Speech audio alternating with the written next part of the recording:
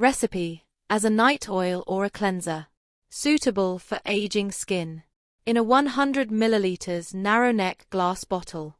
Add 90 ml of olive oil, 5 ml of wheat-germ oil and 5 ml of avocado carrier oils. Now add 1 drop frankincense, 5 drops geranium, 5 drops of rose or 5 drops of Clary Sage. Store in a dark, clean, cool place. As a night oil, apply a few drops every night after cleansing your face.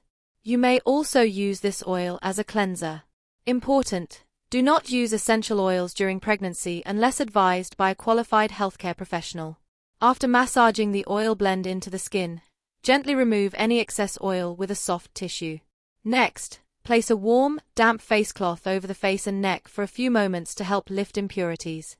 Finish by gently wiping the face and neck with 2 cotton pads lightly moistened with a few drops of apple cider vinegar to refresh and tone the skin.